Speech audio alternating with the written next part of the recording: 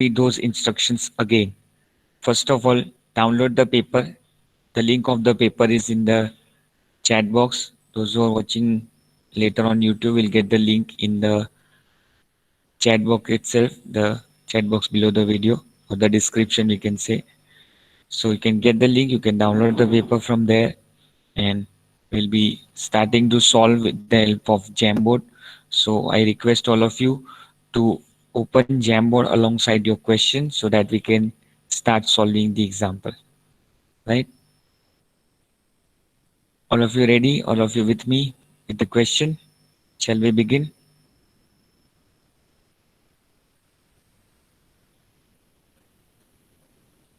Okay, let us start then. So start with question one. Question one, give answer as per instructions. As usual, you are given five questions A, B, C, D, E, and each question is for 2 marks each. Let us begin with the first one. Kumar Kumar Limited went into voluntary liquidation. Assets realized 3,30,000. Liquidation expense given equity share capital. Creditors preference share capital. Now, after distributing among equity shareholders, if there is any surplus, preference shareholders are entitled to have 20% of it. Liquidator is entitled to get remuneration at 1% on asset realized and 5% on the amount distributed to equity shareholders and preference shareholders. Now, if you remember, we have done long sums wherein there's a list of remuneration to be given to the liquidator. A similar kind of thing you have to do here, because even after paying everyone, you are supposed to pay for whatever surplus remains with you. Okay, whatever surplus remains with you, you need to give 20% out of it to the preference shareholders, and then you have to give remaining to equity shareholders, and then too you need to calculate the remuneration for whatever amount you are giving to equity shareholder. That is what the sum is all about. Well, it may sound that it is too much for a 2 mark sum, but then it won't be that difficult as a long example. So what you have to do is go step by step and write whatever information is with you, and then you can calculate the amount that is to be given to the liquidator as a remuneration and to the equity shareholder for their contribution to the business. Okay, let us start. So this paper is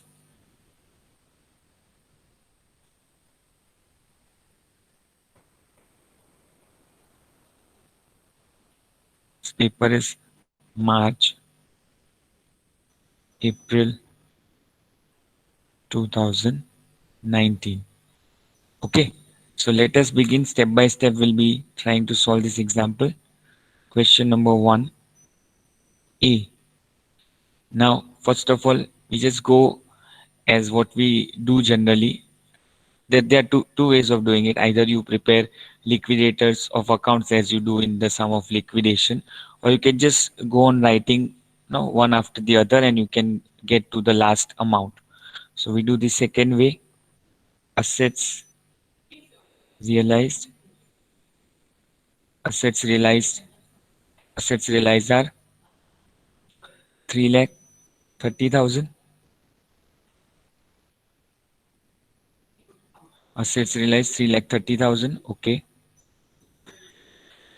Let's deduct whatever you write on the payment side. Less payments. So in that, first of all, uh, just go in the order. Liquidation expense. Fine. Liquidation expenses.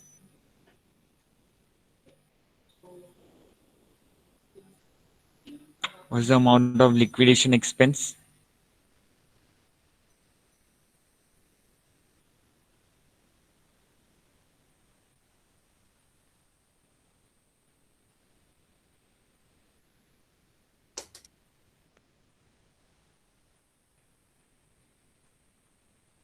The liquidation expenses are 2,950. So we just write it in the inner column. Okay. Then uh, we go to the next in the order. We pay remuneration to liquidator, remuneration to liquidator. In that, first is 1% on asset realized,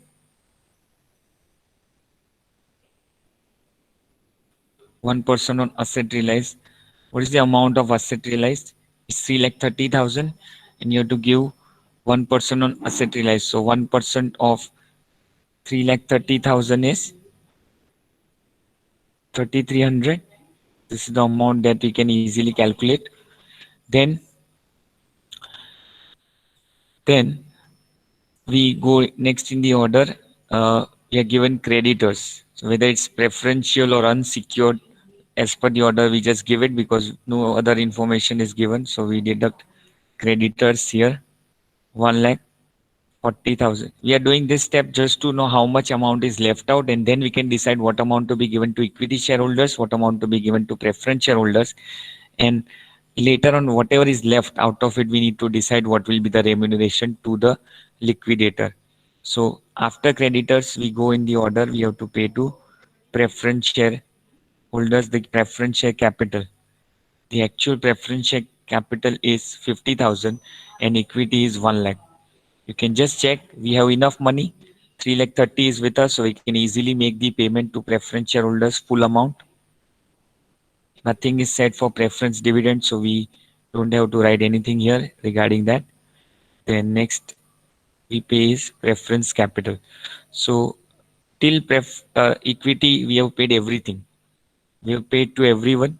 So do the total of this: 2950, 3300, 14, 1,40,000, 50,000, and 1 lakh.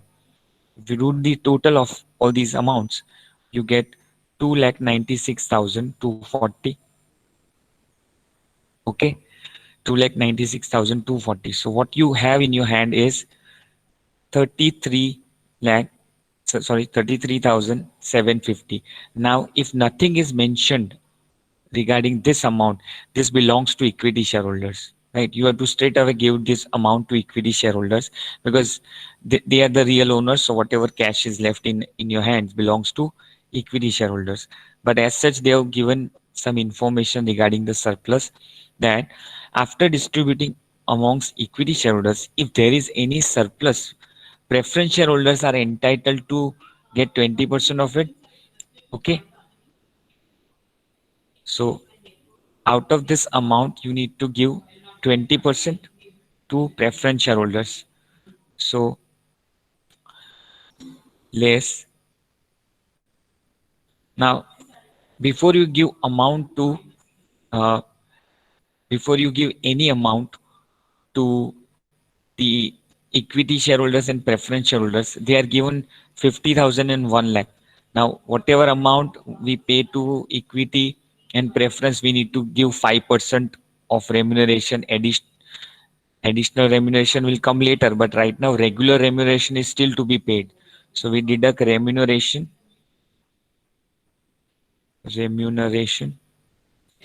So what amount you have paid to equity?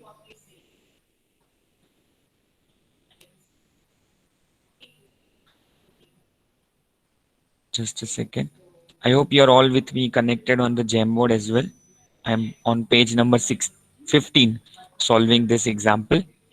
So remuneration, you have to give 5%, 5% on equity and preference. The total is 1,50,000. Total is 1,50,000. So when you give calculate 5%, it will be 7,500. I hope you understood how did we get 1,50,000. 1,50,000 is the total of these two amounts. This 1,50,000 is the total of these two amounts. 1,50,000. So you have to give 5% remuneration for that amount. So what is left with us now? So 26,250 is the surplus that we have, that will be distributed amongst preference and equity. Okay, got it all of you? Now 26,250 is to be given. 26,250 is to be given to both equity and preference. But whatever amount we give to equity and preference, out of that amount, 5% is to be given to liquidator as remuneration. So 26,250 is having two parts, that is 100 to be paid to equity and preference, whereas 5 is the remuneration part that is to be given to liquidator. Okay, so basically the amount of 105, 10, the whatever amount is left in our hands, that is 105, is 26,250. Okay, so 100 that is to be paid to equity and preference is how much, and 5 to be paid as remuneration is how much. So this amount comes to rupees 1250. Sorry, this amount comes to 1250, and this amount comes to as 25,000. Now out of 25,000 also, there are two pieces to be made. 20% belongs to preference shareholders and 80 belongs to equity shareholders. So you distribute this amount. So this will come to 5,000, 5,000 and 20,000. So this is what the sum is all about. Done. We have distributed everything. We have given remuneration. So to what they were asking the example that you to answer, you have to calculate the remuneration. So total remuneration will be total remuneration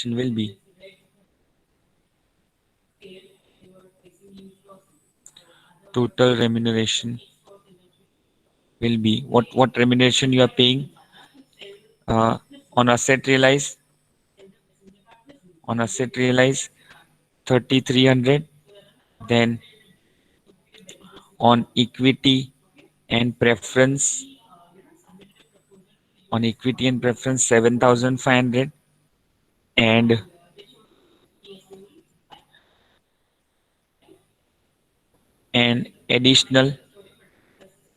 additional is 2.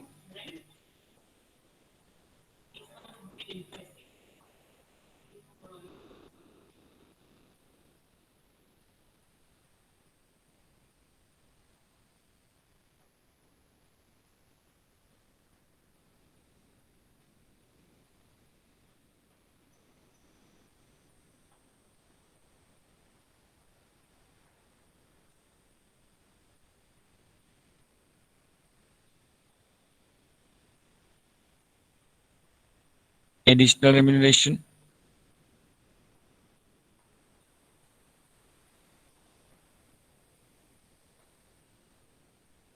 is 1,250. Do the total of this. What is the total remuneration amount? Remuneration, anyone?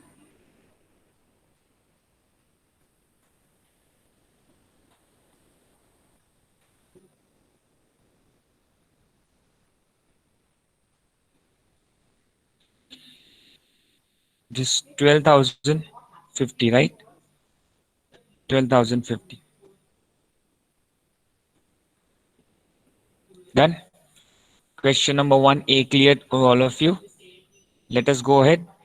The next B. We go to the next question of this paper. Question 1B. At the time of liquidation, the following items were in the books of company. So last 2 months salary of 4 clerks, rupees 11,000 per month each. Provident fund given, employee welfare, municipal tax, directors fees, uh, income tax. Okay, fine. Calculate the amount of preferential creditors. It's easy, I guess, because I hope you remember what are the items that we include in preferential creditors. We go step by step. What is given to us? Let us try to calculate. preferential creditors. So I go on with the example. Question 1b. You have to calculate preferential creditors. Preferential creditors. So let us start with the point number one itself.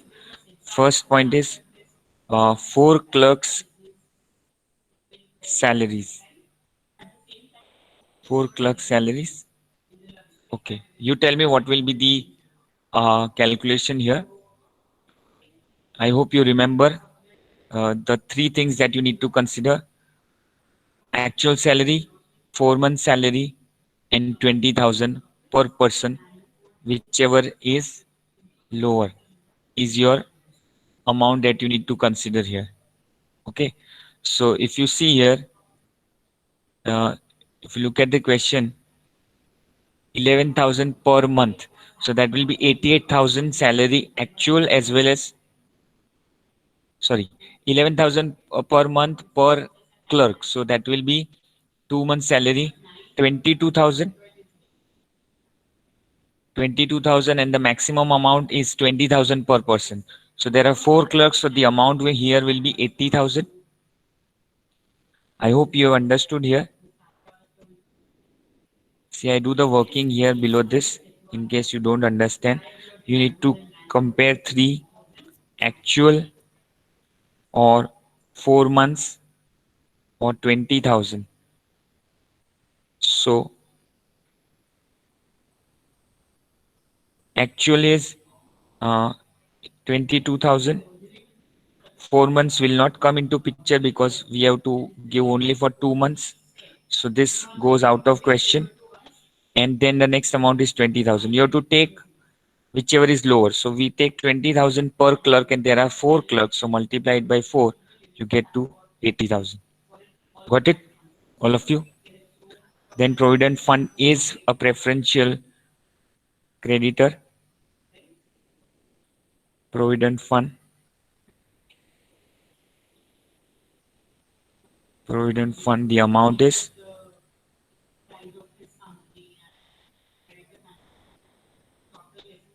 Provident Fund 22,500.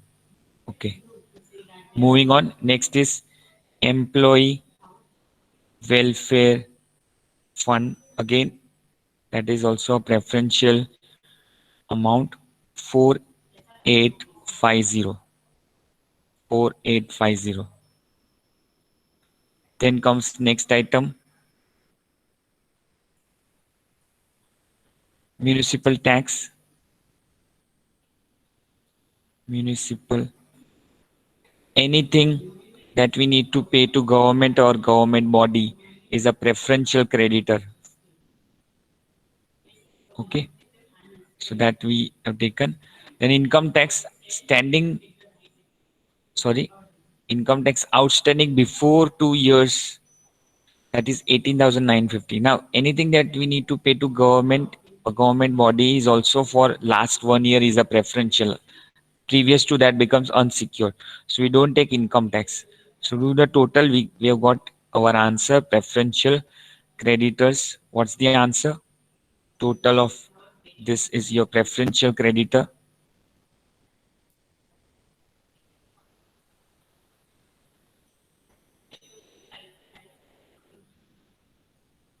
Total of this is preferential creditor. So what's the answer? It is 1,15,300. This is the amount of preferential creditors. Fine. Any doubts here? I hope you are able to do this and you're finding something new other than what you are preparing. Okay, this will help you a lot. This practice is going to help you a lot because don't expect straightforward examples. They do twist the simplest of the sums. So better be prepared for any kinds of changes they do to the question. Let us go ahead. We go to the next, that is question 1C. Now the capital structure of Raj Limited consisted the following: 5,000 8% preference share of 100 each, 15,000 equity share of 100 each, 37,509% debenture absorbed.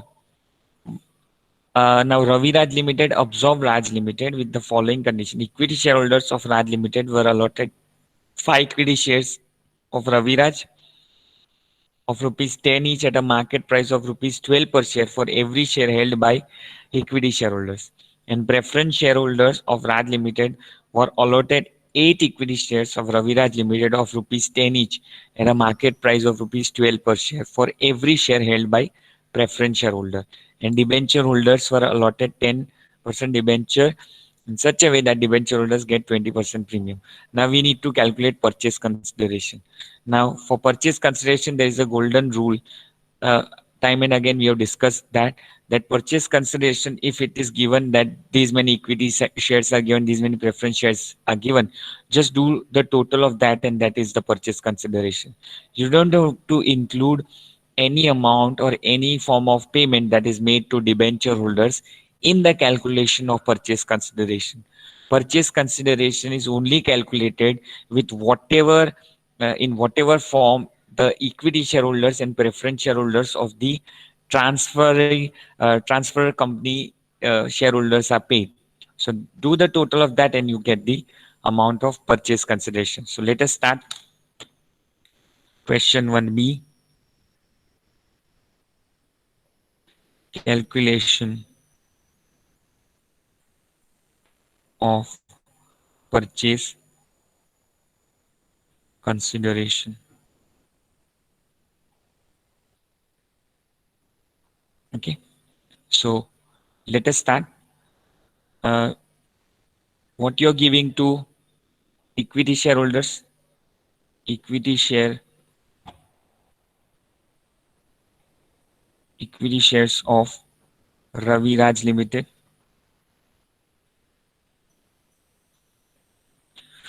So for equity, they've said, for equity, they have said allot 5 equity share of Ravi Raj of rupees 10 each at a market price of 12 per share for every share held by equity shareholder.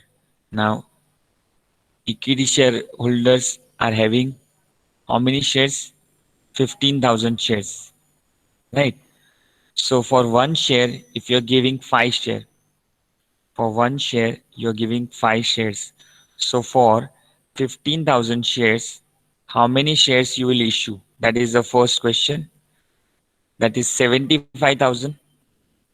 So 75,000 shares into 10. I know it is 12 per share, but 10 is the face value. So 7,50,000, right? Plus securities premium 75,000 into 2.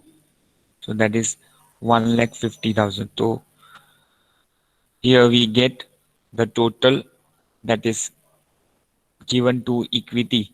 Or you can just keep it, you don't do the total, you do the total together with the preference. Then similar working for preference shares of Ravi Raj. So do the calculation here. What is being said here for the preference? Uh, 8 shares are to be given for 1 shares. 8 equity shares are to be given to, okay, 8 shares instead of 1 preference share. So here instead of preference you are giving equity itself. So just write equity shares of Ravi Raj. Okay. So that will be, working will be 1 share for every 8 shares. Sorry, 8 shares for every 1 share.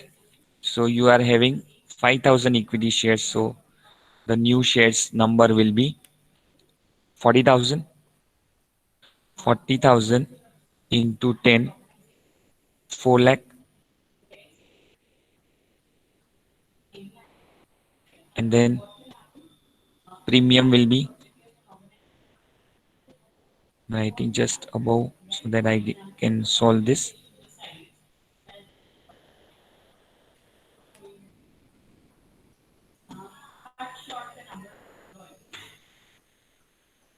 Four lakhs, and then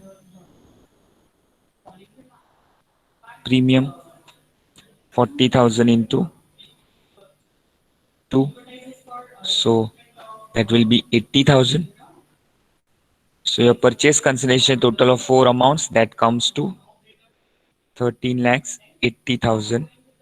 This is your purchase consideration.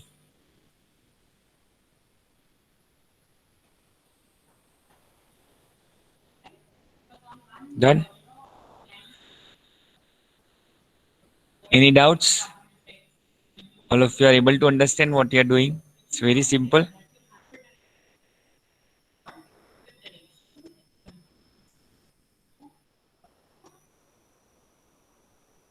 So this subject, it all depends on your confidence level.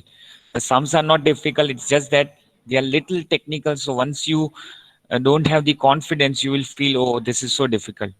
But then if you have done few sums as a practice and you feel that, you know, they don't ask you extremely difficult examples, you have that confidence into yourself that we can easily solve this, then you can definitely score good marks in this subject. The only reason of getting an etiquette in this subject is students just fear this subject. They think it's very technical and we won't be able to solve the example, the adjustments will be difficult, this and that. And once you have that kind of mindset, when you do the sum, definitely you will find this subject difficult. But if you have confidence, if you think it's so simple, so logical, in accounts, all the accounts are basically very logical subjects. This becomes more logical because it relates to company, and company has its law to govern its working and the way the things are done. Okay, so let us go ahead to the next. Now question 1c, as you can read in the paper, you already have it. Define one person company as per section 2 subsection 62 of the Companies Act 2013 and explain sub-broker. Both are theoretical questions we have discussed when we did the chapters. So you need to prepare and you need to ensure that you write proper answer to such 2 marks question. Now see, if you are attempting question 1 and you have attempted first, second, third, that is ABC properly, you can score 6 out of 6. But if you don't write proper theory here, you will lose marks unnecessarily. So what I want you to do is, even if you attempt theory in question number 1, you should definitely ensure that you score 8 to 9 marks out of the 10 marks from question 1. Then your score will automatically go up. Your overall score in corporate and costing will go up. So ensure that you don't miss out on such easy theory questions just because you think that we'll see later, or it's okay if you don't prepare theory. Theory is very important. Now consider the marks, total marks of this subject in terms of theory. Here it is for 4 marks and you have question number 4 for 12 marks. So total it's 16 marks. Now if you consider this, this is 30 to 35% of your total paper theory. Out of 50 marks paper, 16 marks is for theory. So thereby you can just imagine that if you are going to skip theory, if you're going to ignore theory, it's going to be a lot of loss. You are going to miss out on 30% of the paper if you don't prepare theory. Right? I hope you understand. That's the no, one of the major reason I wanted to solve papers alongside you, not just doing only university sums, because unless and until you feel writing a paper, you won't get the kind of preparation or the motivation for preparing certain things you are asked in the examination paper. So that was my intention of making you solve the paper alongside me. And I hope you are understanding the importance of focusing on theory and loss, not losing marks unnecessarily in the theory questions. Shall we go on to the next one then? Okay, so give me a promise that whatever questions you see here as well as the other important questions, you will prepare when it comes to writing theory in the exam, and you will not lose marks in the theory questions. I just want a kind of promise from all of you. Do prepare theory well. Okay, let us go on to the next one. So next one, as you can expect, question 2 is regarding liquidators example. So what they've asked here is uh, Vi- Vinash Company Limited liquidated voluntarily. Now, who gives the name like Vinash to a company? Anyways, the balance sheet of the company on that date is given to you. Additional particulars, debenture holders, creditors, provident. Now, this sum has some calculation regarding your preferential creditors. You can see here, and then you are given assets realized, and then dissolution expense and remuneration. And last, they've said prepare liquidator statement of receipts and payments. So a standard sum, as we have done so many while doing the chapter as well as in revision. So let us start. Let us start. Give the heading liquidators statement of account.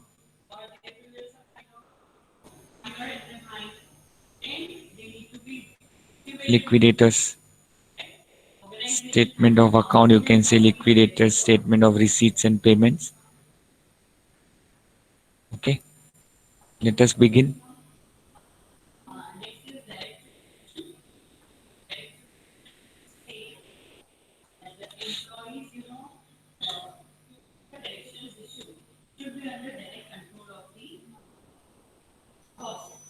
This is question number 2, first option.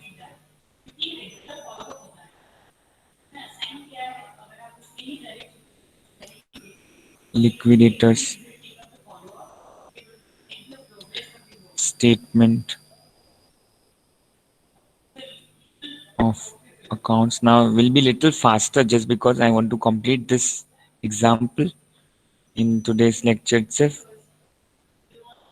So let us start. We start with the cash if you have. So if you see the question, uh, cash is there 5,50,000. So straight away start with it. To cash and bank 5,50,000. Then to assets realized,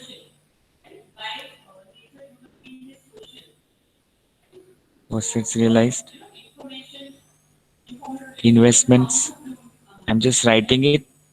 You can just check alongside me looking to the question paper. If I am going wrong somewhere, you can just let me know. Investments, furniture, 7 lakh. Then comes building. So we have to go as per the our steps. We need to complete the receipt side first, and then we have to go as per our order on the payment side. Then comes machinery, 3 lakhs. Then comes stock, 5 lakh. Okay. So do the total of all these. It will be 61 lakh 50,000.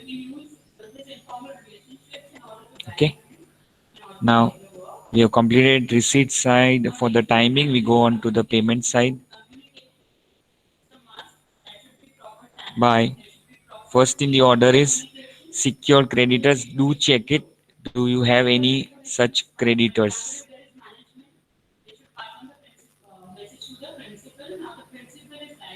Mortgage loan on investment 8 lakh and on furniture 2 lakh 50,000. So you do have secured creditors and we need to pay to them first. Okay. So by my fully secured creditors,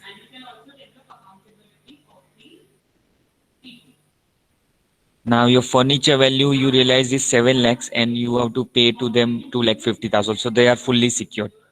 So mortgage loan against furniture, it is fully secure. So you can just pay to them full amount 2 lakh 50,000. Then comes mortgage loan against investments. Now for that you have a loan of 8 lakhs and investment realize only 6 lakh 50,000. So that loan is secured just by 6 lakh 50,000, the amount that you realize on investment. Rest of the amount becomes unsecured. Remember that, right? You already know it. Then comes in the order the amount that you need to pay for liquidation. So that is resolution expenses or liquidation expenses, you can call it. The amount given to you is 50,750. 50,750. Okay. Then comes liquidators remuneration. Liquidators remuneration. Okay. On assets realized.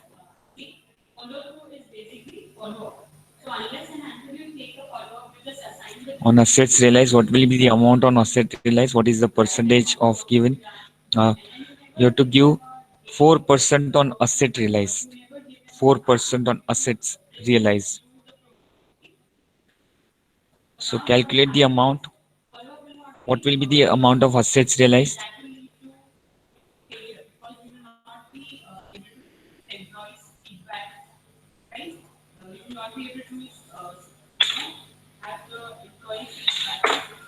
Yes, I'm waiting for some answers.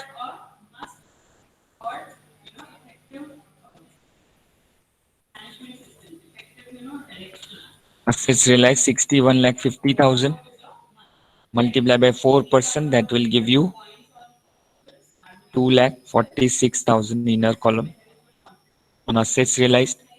Then comes other remuneration. That remuneration is to be given 2% on amount paid to unsecured creditors, excluding preferential creditors. If they don't use the word excluding preferential creditors, that 2% will be calculated on both unsecured and preferential. But as such, they have clearly mentioned that you have to give 2% only the amount that you pay to unsecured creditors and not preferential creditors. So that amount we will come to that amount later. Just write 2% on unsecured creditors. We don't know this amount right now. So we go ahead, just keep this blank and then we can go ahead. Next in the order is preferential creditors by preferential creditors. Now for this, there's so much given in the adjustments. So just try to get to the amount. See, creditors include as under Provident Fund 1 lakh is preferential. So you can start writing in preferential Provident Fund 1 lakh. Then comes income tax for the assessment year. Now your year is ending. Your year is ending. That is the current year 31/3/18. Okay. So IT will be the last. That is 1 lakh, which is for the current year. So income tax, you can write IT income tax 1 lakh. Right.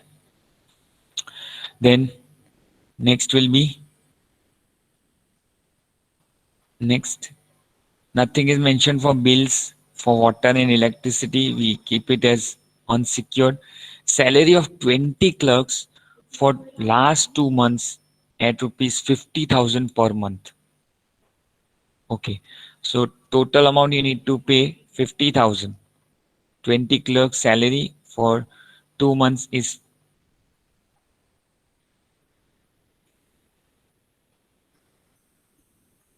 salary of 20 clerks for last 2 months at 50,000 per month. Okay, so this amount is per clerk.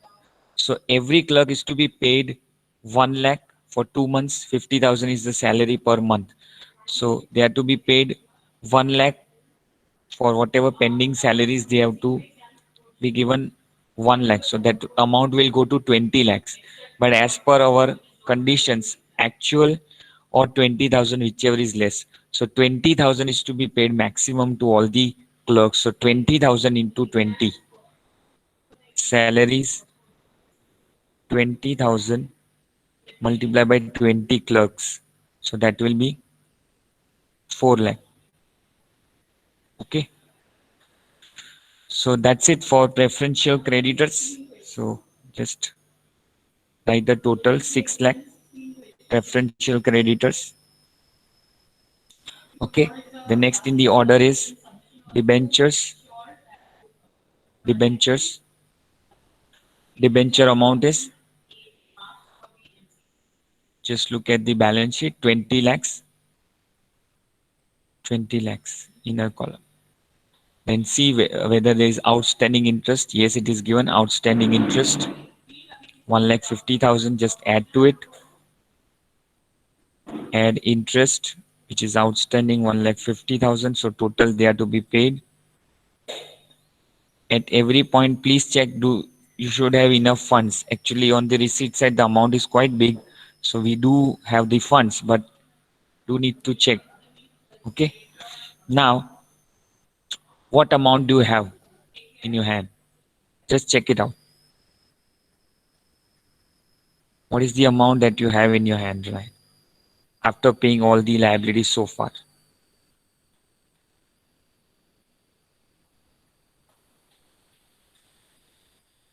Please check.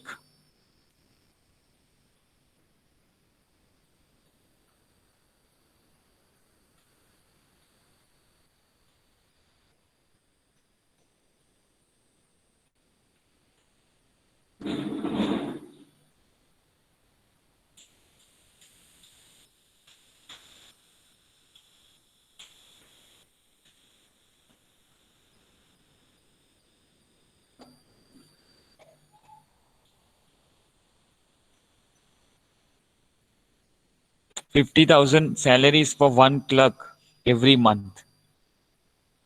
I'm explaining the salary point. They've said there are 20 clerks working and every clerk's salary is 50,000, which you're not paid for last 2 months. So every clerk is to receive 1 lakh salary, right, for 2 months. Now you need to compare per person 1 lakh you can give, or the option is 20,000 maximum. So per clerk you are able to give only 20,000 and you need to pay to 20 clerks. So 20,000 into 24 lakh will be the total amount of salary that you can consider as preferential creditor. Got it?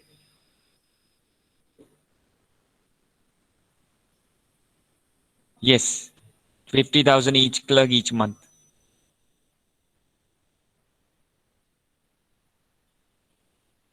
Okay. So what is the amount that we have in our hands?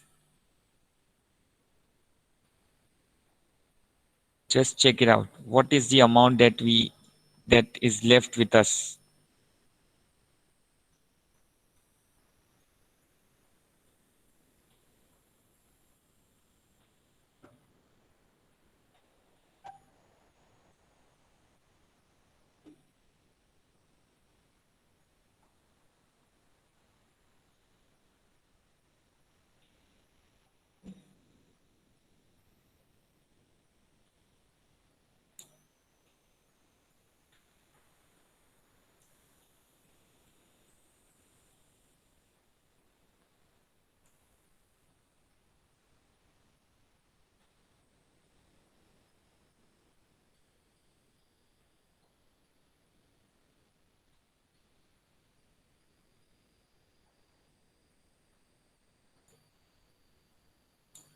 Yes, anyone can answer. What is the amount that we have?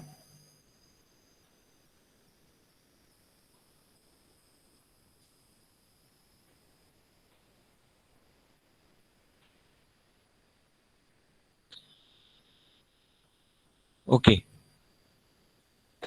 So your work is getting the money, whatever is left in our hands, paying the money to the next liability, that is unsecured creditors. Yes, Taranji has got the answer. It is 27,000, sorry, 27 lakh 53,250 is the amount that we have. Now, how we will distribute it and how much remuneration will the liquidator get, we'll discuss in the next class. Okay.